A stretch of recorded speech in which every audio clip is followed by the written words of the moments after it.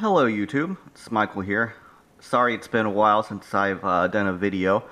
I've got like Mortal Kombat X, Witcher 3, Tales of Vesperia, a bunch of Xbox 360 games, a PlayStation Vita, and like 8 games from a PlayStation Vita. So I've been really busy, mostly with Mortal Kombat X, Witcher 3, and Tales of Hearts R and Persona 4 Golden. That's probably much what's taken up most of my time. Not gonna lie, I've just been lazy and haven't made a video, so I apologize. I figure since I've gotten about 25 PlayStation 3 games to add to my collection, I'm doing an update video on my rare PS3 games. Most of these games that I picked up are rare. Some of them are on the cheaper side. You know, when I find games that are $5 that I think are good games, $5 or under that is, I usually pick them up, and I'll pick up a stack of them. And other games that I've never seen ever before, I'll definitely pick up too. But let's get right into it. I'm sure you guys have been waiting for a little bit for another video. But my wife actually picked this one up for me when she went up to Columbus to one of her friend's weddings. She went to a local GameStop there, and she called me and says, "Hey, have you ever seen this game? It's called Arcana Heart III, Love Max with 5 exclamation points." I told her that I've seen it once or twice in a GameStop. She said it was new. It was $20 new. When I looked it up, it was going for between like 30 and 35 used. So I told her to go ahead and pick it up. Ever since she picked it up, I have not seen it. So I'm glad she picked it up. I do think this will become a rare game because, like I said, I don't see it at all anymore, new or used. If you know anything about the Arcana Heart games, they made one for the PlayStation 2. I'm not sure what happened to the second one, but this is the third one, and it's an all-female fighting game made by the same people who created the Guilty Gear series. It's actually pretty good. If you like Arc and Axis system fighting games, it all plays about the same. You know, it's usually like hand-drawn sprites. They usually go a little slower. It's not as fast-paced as like Mortal Kombat X or Street Fighter IV, anything like that. But it's pretty good. But I'm going to say that's pretty rare. It's got a dual-sided cover sheet, which is always pretty cool. But that's Arcana Heart 3. Next one, I just picked this up yesterday, actually. I've been looking for a complete copy of this. It's the Crysis 2 limited edition. Actually, I don't know if they made a regular edition of it, so I don't know. Not sure what's so limited about it, but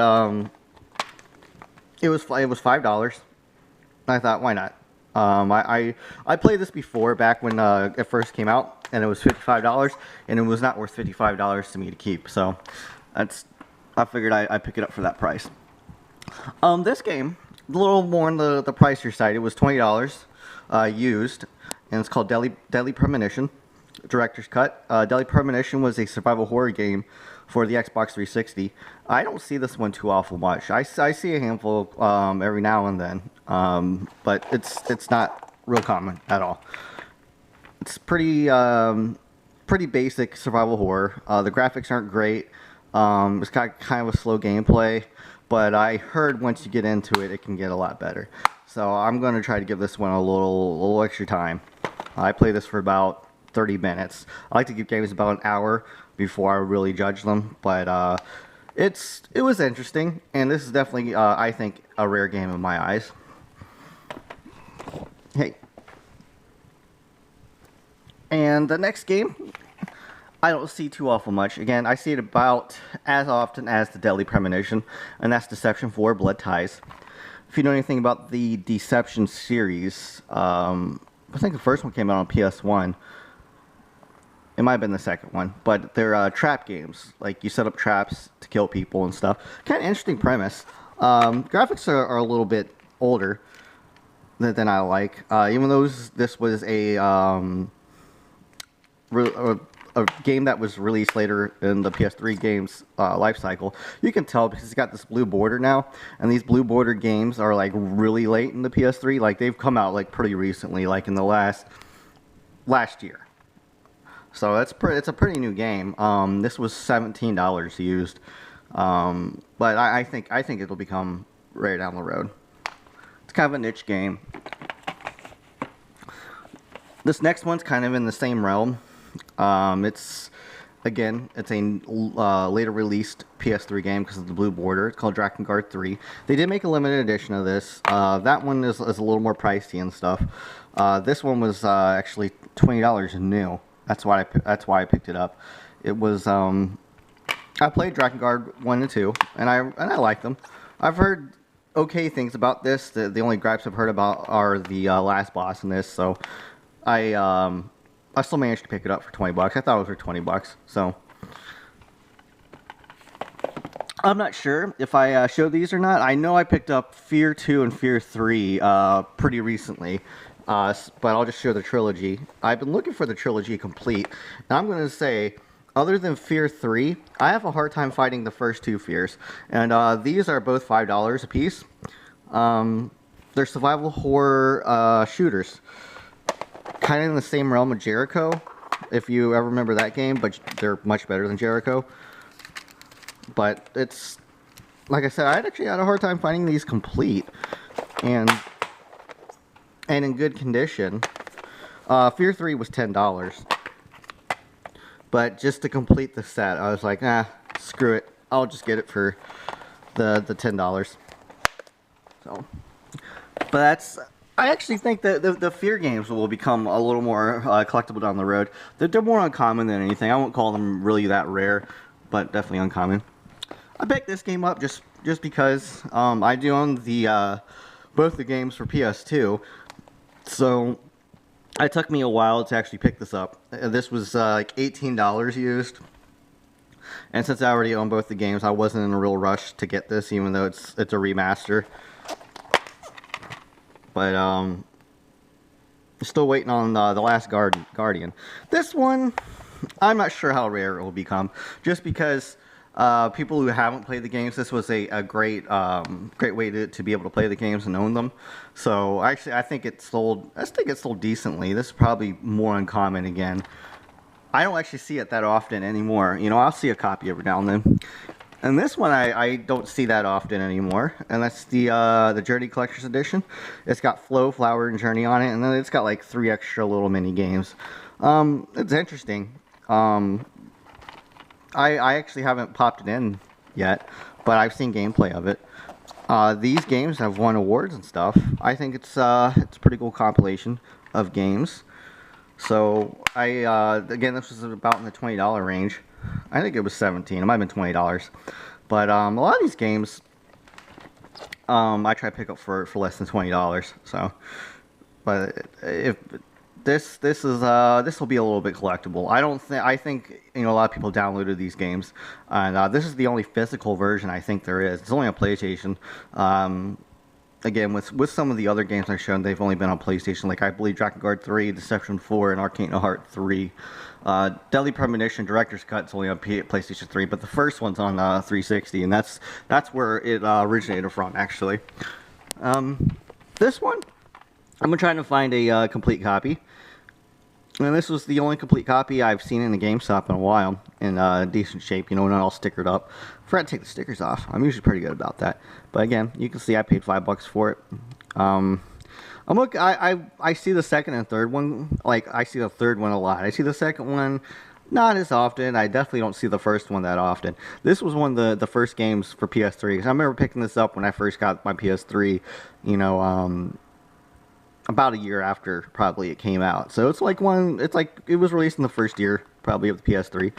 So it's an older game. I don't think it supports trophies or anything, but it's a first person shooter with large boss fights. Kind of interesting game. This next game I don't see that often anymore. It's called Never Dead.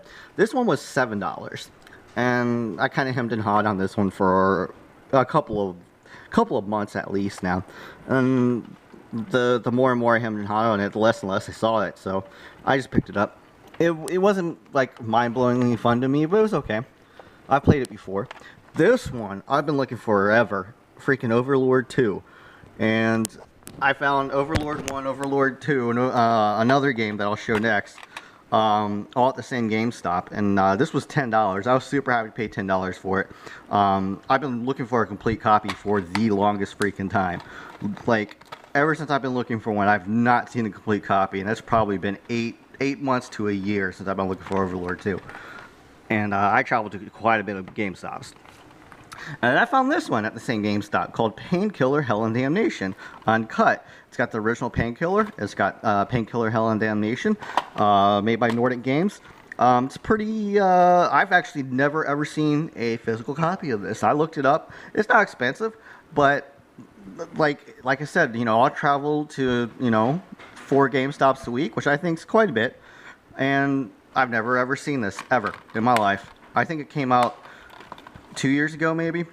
So if that tells you something, I picked this up. It was 20 bucks, whatever. I jumped on it just because I've never seen it before. This next game I picked up for $17.99, and that's Persona 4 Arena Ultimax. I don't see these too often used, so that's why I picked it up. I own the first one. I kind of like it. It's made by the same people who made Guilty Gear games and Blaze Blue and stuff. So I really like the Shin Megami Tensei and Persona games, even though I put Shin Megami Tensei and Persona in 2 separate categories. But anyway, and I picked this one up. It was $10. It's gone down. It went from 15 to 10 just recently. It's PlayStation AllStars Battle Royale. People compare this to Smash Brothers. I can see where their comparisons are to Smash Brothers for sure. It's got a different feel to it though. I like the collection of characters for $10. Come on, it's a good deal. Plus you can cross save. I got a Vita, so I don't know. I thought it was definitely worth $10. I haven't been on that one for a while. This next game I paid $5 for, and that's Prince of Persia: The Forgotten Sands. It's definitely better than the other Prince of Persia that came out that was cel shaded. This is kind of more of a throwback to the Saints of Time. Not as good as the story, but it's still a good game. This was way better than the other Prince of Persia, and it's $5. I actually had a hard time finding this one complete. I used to see them, but I don't think it's sold very well, so I don't see a lot of copies out in the wild. This next game, it's called Puppeteer. I see this is more uncommon than anything. I don't think it's sold very well, and it looks like it's in the same style of like Little Big Planet. I can't remember if it's the same people that created it, but it's a great game. It was $17.99. It doesn't come with a manual, so don't look for the manual. The manual is a freaking digital manual, but it's a cool game. That's why I picked it up. I finally picked up this game because it was $5. Bethesda and ID made it. ID made the Doom and Wolfenstein games back in the day, so they know about first-person shooters. I heard this was a decent first-person shooter with like just an okay story. Kind of wants to be Borderlands a little bit with its humor and some of its art direction, but $5, I'll give it a shot for $5. Finally picked up this one. I really do like Suda51 and Grasshopper. I heard this one's kind of rough now I see it in the light and stuff, but it was $10. I played it before, but I think it's worth $10. My wife picked up this for me at the same time she picked up the Arcana Heart III. There's a limited edition that I'm actually looking for. I'd rather have than this, but Starhawk. It's actually pretty cool. It was $5. It's definitely worth every bit of $5. Uncommon. Picked up this one yesterday too, called Tarak. I think it was either $5 or $7. One of the two, but I've been looking for this one complete since they announced Tarak 2. It's an okay first-person shooter. It's not mind-blowing, but I thought it's definitely worth $5.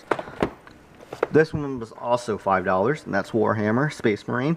Kind of reminds me of Gears of War a little bit, and it's definitely worth $5 too. See, it's the end of the PlayStation 3 life cycle, and all these great games for $5 or under. You can't really beat that, man.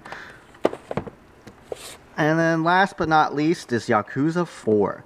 I've been looking for the third one for the longest time. I've not seen the third one complete. I've seen the third one disc only a couple of times. And this fourth one, I believe this was $15. And as soon as I saw it, because the first two are pretty expensive actually for PlayStation 2, I said I gotta go pick it up. But that's the last game I'm showing, and that's just an update video on my PS3 collection, and just a couple that I think will become rare down the road.